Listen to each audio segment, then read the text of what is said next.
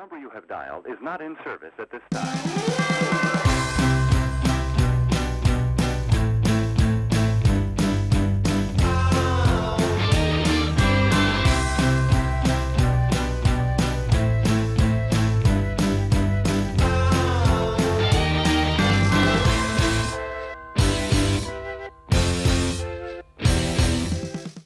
Welcome to Spotlight on the Arts. I'm Patrick Christiano, your host, the publisher of TheaterLife.com, a website for theater buffs covering everything theater. And I'm coming to you from the LTV studio in Wainscott, where I have a really special guest today, my friend Terry Wallace, an author and the owner of Wallace Gallery that's in the passageway opposite the East Hampton Cinema for 26 years now, Terry. 26 years, it goes fast though, Patrick. Thank you so much for coming on to do this. It's a pleasure to have My you. pleasure to be here. No, with it's mutual. No, my pleasure. Terry, I'm learning all about you. I know you for 26 years, and every 5 years I learn something that you did that I didn't know about, and you've been doing it forever, and you're just a man of so many different talents.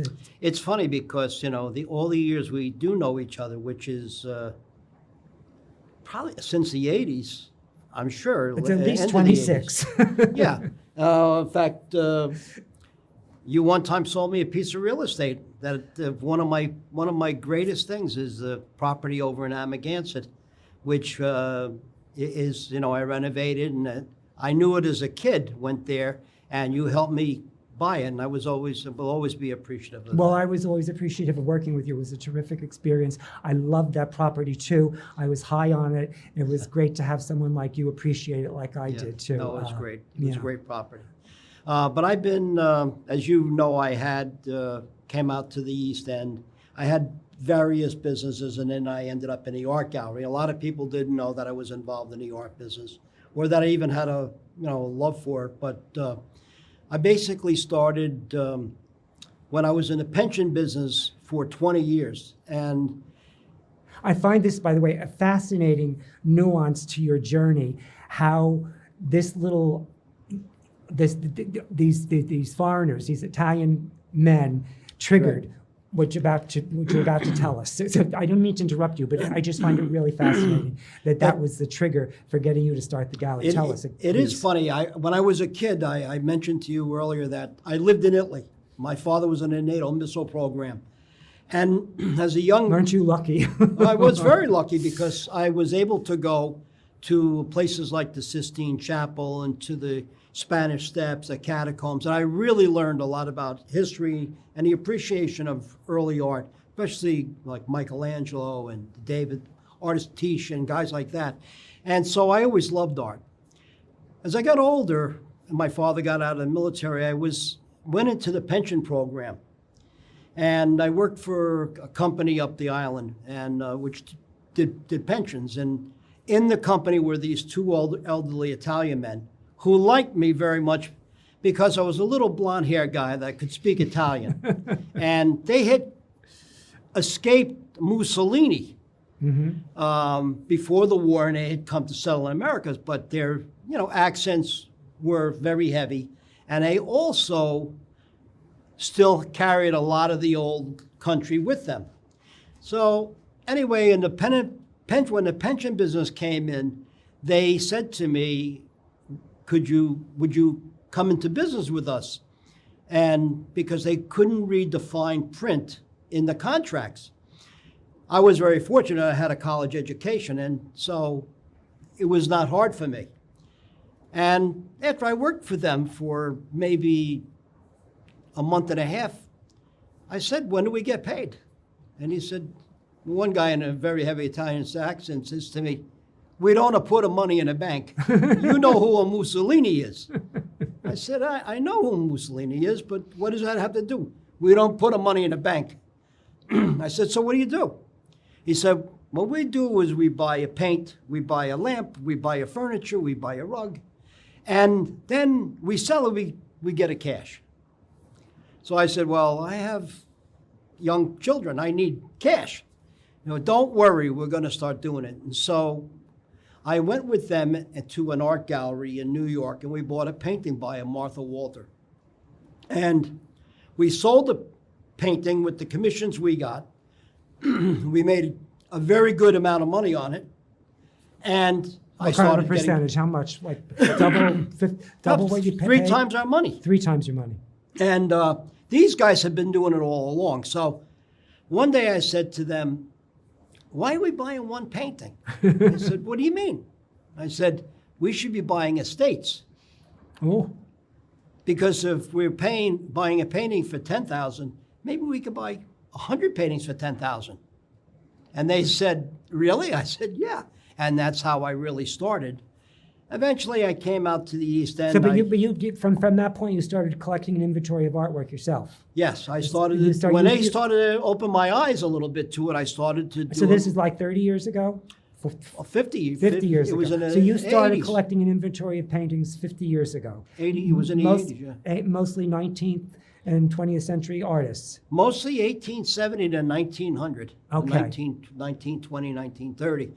And I eventually came out to the East End, moved here full time, and I really wanted to learn about the art business. My wife, So what year did you move here? it was, I bought my house here in 78, but I didn't move out full time until 86, 87. Okay.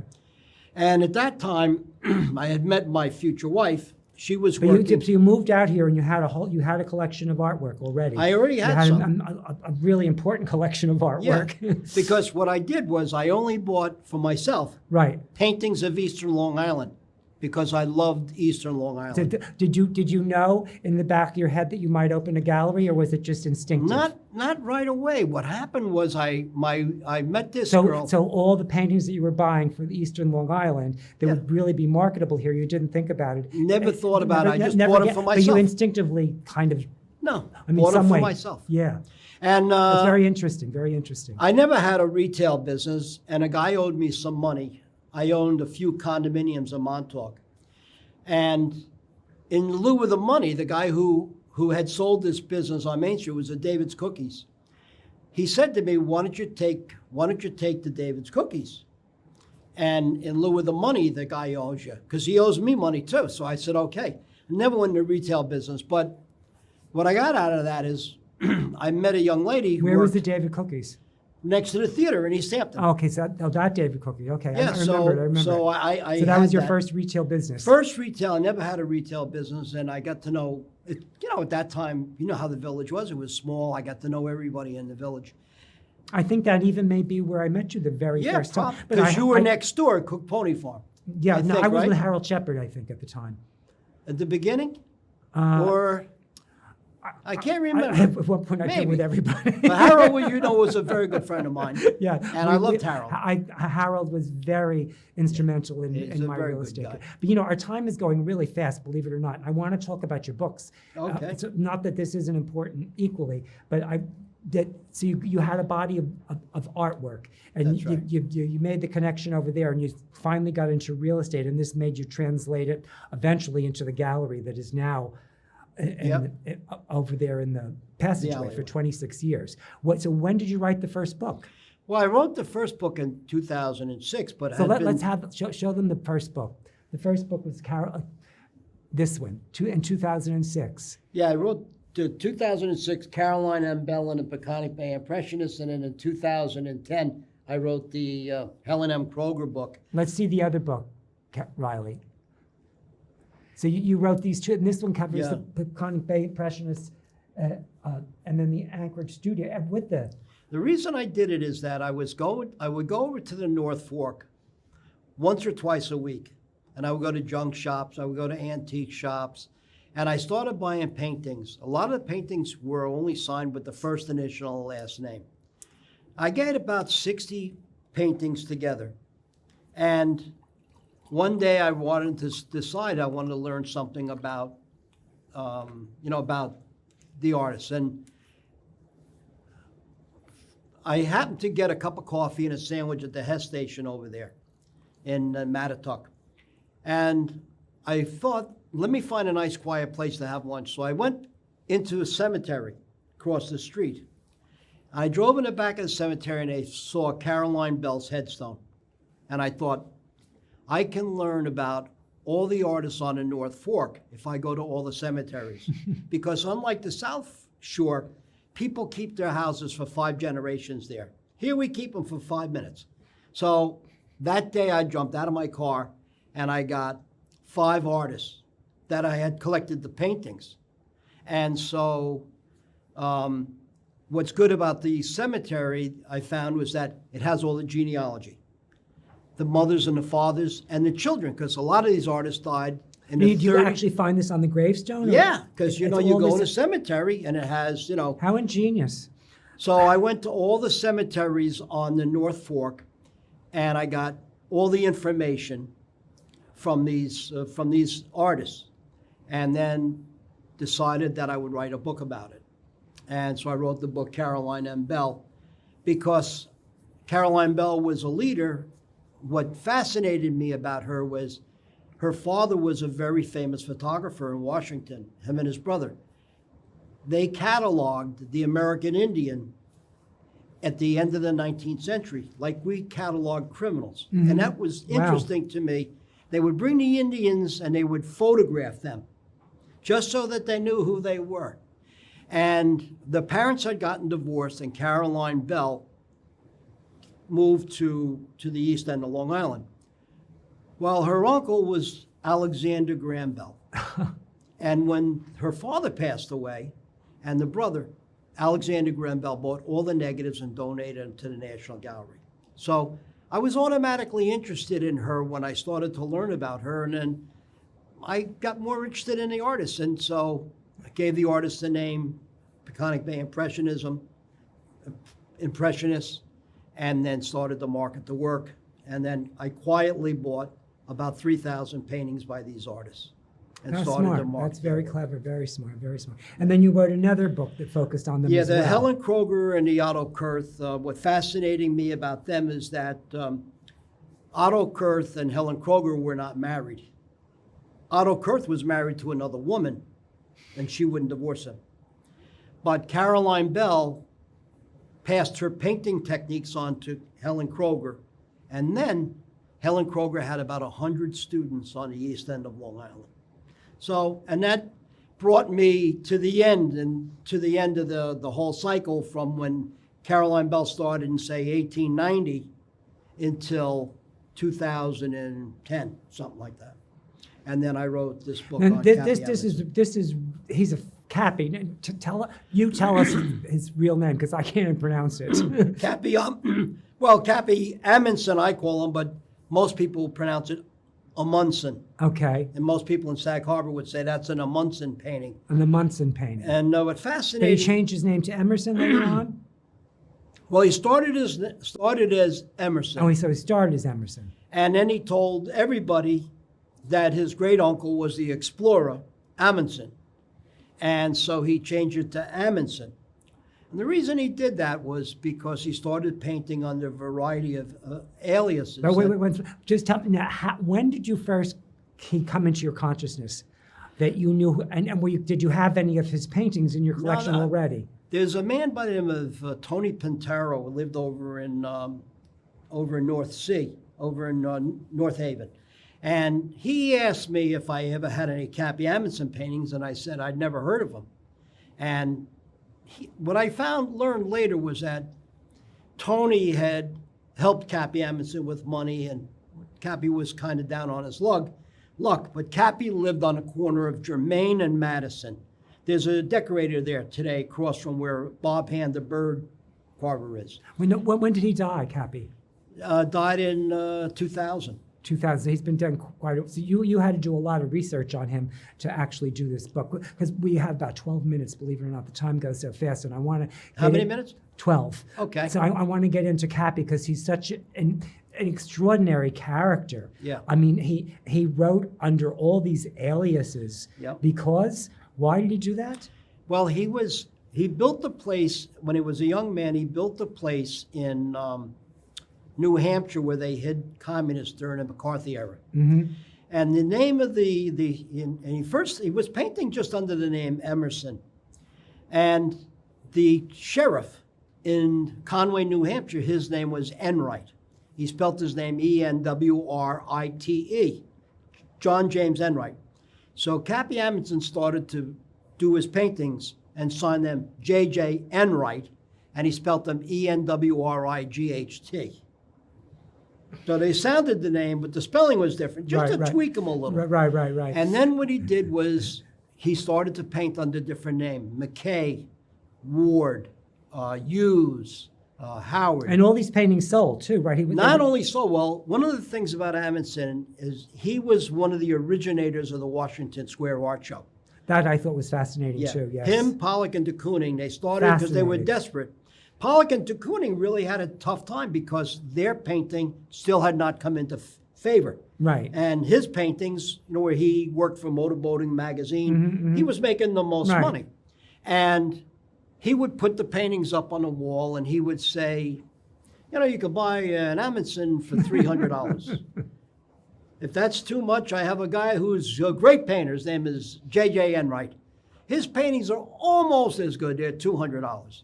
And by the way, I have another great marine painter. His name is William Hughes. His paintings are only $100. So he had all the price ranges covered, That's right. right? And that's how he made money. So they would sell something to no matter what, whatever price range you had. Yeah. In other words, if he had someone interested in marine painting, he'd get you. He'd reel you in one way or the other.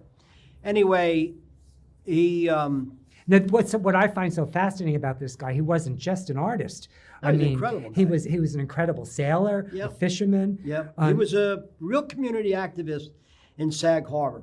And the reason once Tony Pintaro started to tell me about him and educate me about him, I started to talk to people in the village of Sag Harbor, and they told me the same thing. He was basically the town drunk. People didn't realize, he had so many talents, And so I thought, geez, I better do something. Because guys like John Ward and Freelander, they were still alive. His friends. And he had two main brothers that helped him in Sag Harbor, the Barry brothers. Ironically, they were war heroes.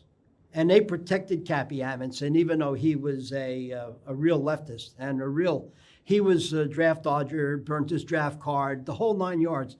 But they protected him in Sag Harbor, and they were fishing and hunting buddies. And well, anyway, what was the motivation? Why they knew him since he was a kid because his father was Cappy's father was a very famous artist, and what the father did is he had the Emerson girl. It was during print media. It was like the Gibson girl, okay. And he would bring these young models out to Sag Harbor. He was married.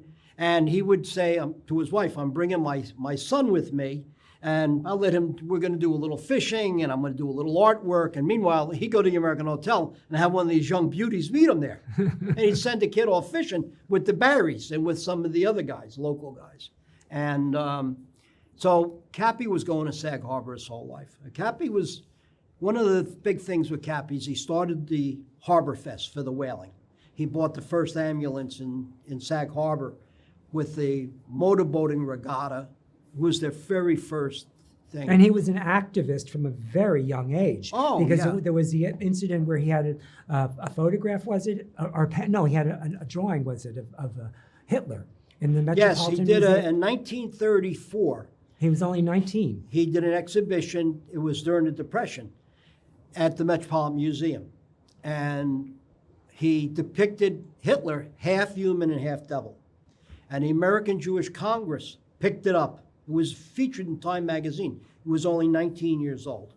And he was basically, the American Jewish Congress said, here's this young man who has the insight to see what is going to happen in Europe. And the guy was an amazing, amazing guy. But like I said, by the end of his life, people knew him as a pool player and as a town drunk. He inspired Paul Newman, you told me, too. That's right. Paul Newman was one of the guys hung out in Sag Harbor, and he inspired him to do the movie The Hustler, because this guy was a real character. And I was very fortunate when I did this book. You never got to meet him, did you? Never. Tony Pintaro said to me, why don't you come with me up to meet him in East Moriches? He was in a home. And I didn't go. It's one of those things that I'm sorriest that I never did, because just to talk to him for a few minutes, I think I would have even gotten, a better grip of his life. But what happened was I used to have a show on WLNG. Oh, see another thing I didn't know about you. every morning it was what on. What did you talk about? It was only a few minutes every day. But Talk about art and antiques. Oh, cool. And one day, Tony Pintero said to me, you should start to see if you can get some information about Cappy. So I started to talk about Cappy on the air. And a man called me, and he said, I'd like to come and see you. So he came to see me, and he brought me a milk box, and it had about 5 scrapbooks in it. So he goes, scrapbooks. He goes, I'm only going to let you look at a few pages of each one. I said, what are they? He goes, these were Cappy Amundsen's scrapbooks. Oh, wow. And they had all his whole life in there. How did he get them? He got them from a sale from the house in the neighborhood. He did this woman a favor, and she gave him all these books. I said, what do you want from me? He said, $2,500. I said, I'll give you the $2,500 right now. And I took the thing. Well, one of the most Do you still have them? Well, I broke them down. Now I'm donating them to the library in Sag Harbor because I had pictures of Pollock and de Kooning in there. Oh, how cool. With him in Washington, in the Washington Square art show and things like that. I had, basically his life. So what are you doing? You're breaking down, giving individual pictures to different people? Yeah, I'm going to give them just a whole archive. I took them out to preserve them because I was afraid if I left them in the books, they would get destroyed. But one of the most fascinating things happened in the back of the scrapbook. There was a wedding invitation, and the guy's name was John Darrell Ray, and he was going to marry a Nancy Amundsen, Nancy Dennison Amundsen in Texas. I said to my wife, I said, I was in the Marine Corps in Vietnam with a guy, John Darrell Ray. She said, she goes, forget about it. I said, listen, in the Marine Corps, nobody uses their middle names, only in the arts. I called this guy up and I said to him, are you John Darrell Ray? And he said, yes. I said, were you in the Marine Corps? He said, yes. I said, were you in the 1st Recon Battalion in Vietnam? He said, yes. I said, my name is Terry Wallace. He goes, I remember you. You were in the 1st Platoon in A Company. Whoa. He was marrying Amundsen's daughter. He had married Amundsen's daughter. And they had no longer been married. And he said to me, I said, could I talk to her? And I called her. And she said, I have not seen my father, did not see my father since I was 5 years old. And I'm not interested in talking about him. So in one of the books was just a little scrapbook of her life with him and the mother in Sag Harbor. So I took the book and I wrapped it up and I sent it to her. Oh, how sweet. And she sent me a letter about how it helped her heal. Oh, wow. From a relationship with her father. She never thought her father loved her. And that's probably one of the greatest things I got out of the book as far as, self-satisfaction, you know what I mean? Because then more recently, her granddaughter came to see me. And I've gotten to know the family, they've come to see me because the picture they had of their own grandfather. So you've become the expert on Cappy, so to speak, in a way. But he had so many stories, Patrick. I had to learn about Cappy Amundsen. If you went to Sag Harbor, you heard a Cappy story, you could hear 3 versions of it. So I had to read the Sag Harbor Express from 1945 to, I think I wrote it to 1995, every edition. And the East Hampton Every edition or every edition that had something about Cappy? Every paper. Wow. Every paper. And also for the East Hampton Star, I read from 1950 to 2000 every issue to find out something about him. One of the things this guy did is he had a big show at Guildhall with Ralph Carpentier, and he founded the Marine Museum in Amagansett. I mean, this guy is an amazing, amazing person. I mean, for a guy who, really is kind of been forgotten about. And like I said earlier, for the book, I won the Best on Fiction in the Northeast by the Independent Book Publishers Association. So what year did you win that? 2002. 2011 So it was the best nonfiction in the Northeast. in Yeah. the Northeast by independent publishers? Yeah. That's And the terrific. only reason that I submitted the work is because I'm always telling living artists, you should submit your work to an independent body, just so you get an idea. People will tell you the truth, what they think of it. Instead of your friends, I say, oh, yeah, I like it, or whatever. right. And so I submitted the book, and I was very surprised I won, because I don't know how many entrants there were, but I was really happy. Not so much the award, I didn't care about that, but just that somebody else. You brought attention to someone that needed to Yeah. have attention brought to Yeah. them, and you also had a healing effect on Yeah. her The family. daughter, on the Yeah. family in a way that was kind of. It was I great. get it. I mean, it really was fascinating to me. I couldn't believe when the guy was in the Marine Corps. His daughter's husband, and so through that, I was very grateful for that. But since then, I have met so many other people that told me so many more things about Amundsen. One of the things You're Amundsen, you're gonna do a little sequel. I could probably You could do another one, but what would you have a little title? Things left out, postscript. I don't know. Of new information I learned on Cappy. Yeah. Guess what? It goes so fast. We have like 30 seconds left. Wow. So, I want to tell everybody, stop by, Terry's gallery in the passageway there opposite the movie theater. You're open 11 to 11 to 6. I'm usually there, every 11 day, to 5. and it's wallacegallery.com. Is that it? Yeah, wallacegallery.com, You or could- I'm on, Ask Art or ArtNet. I have some other things. Oh, he has an amazing body of work and stuff that you can go through. I got a wonderful picture that it lives in You my. still have Sikorsky. Yeah, it's in my bedroom. I remember. see it every day. I Yeah. love it. Yeah, I remember the painting. Terry, we're out of time. Yep, good. We're gonna-